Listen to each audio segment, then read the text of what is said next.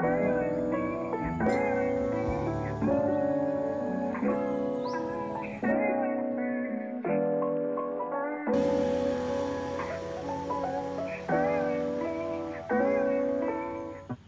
up everyone? Thank you for checking out my YouTube channel. Before I proceed to our agenda for today, let me remind you that don't forget to subscribe and click the icon bell below so that you'll get notified to my next video. So, for today's agenda, magja-jog tayo from Kaliklik to Azalea. Kasi lately or months ago, tinatamad talaga ako mag-workout or doing some physical activities kasi na-realize ko, according to the facts, na everyday you need to have a regular exercise para maging productive tayo sa araw-araw nating ginagawa. Tama ba ako? Basta yun, according to the facts lang na nabasa ko. Well, today, samahan nyo ako ngayon. Ako lang talaga mag-isa, guys. Actually, nag-start na ako ng jog. Kasi guys, yung Azalea is perfect for biking and jogging siya. So, I recommend na sa mga taga rito, it's better to jog here 5 AM or 4 to 5 PM. Kasi sobrang linaw, wala kayong masyadong Bakit jog for a purpose tong title na to? Kasi guys, hindi lang tayo magja-jog. Well, i-share ko din sa inyo yung mga beach resort na madadaanan natin para may idea din kayo. Hindi lang resort guys, but mga coffee shop, mga restaurant na bago lang talaga nag-operate. So, yun. It's just a montage lang. Hindi ko talaga siya itutour ng isa-isa. Just a montage lang para may guide kayo.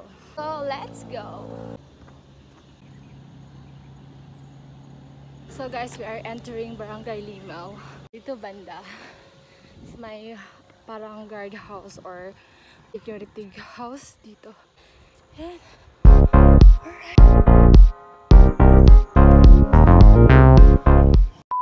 alright guys, update tayo.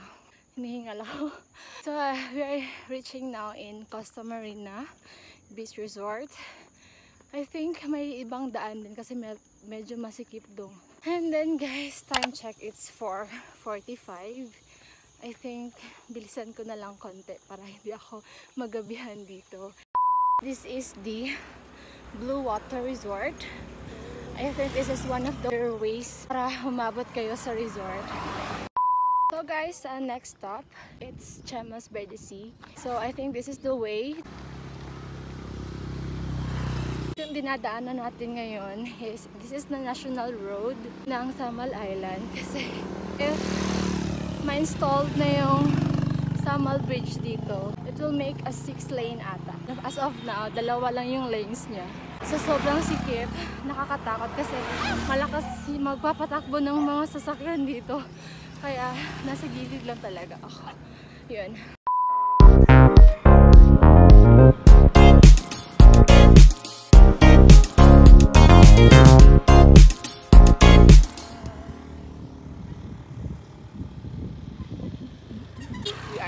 Reaching Azalea.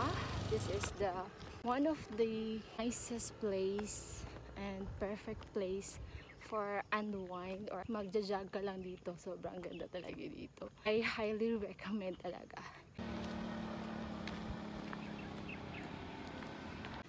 Costa Azalea.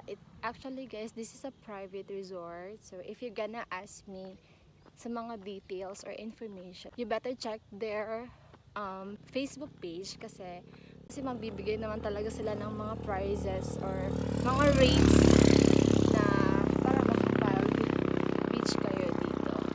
The same also sa mga daanan natin ng mga restaurant, coffee shop, or yung mga beach resort. You better check their Facebook page para mas malaman nyo po yung mga rates nila.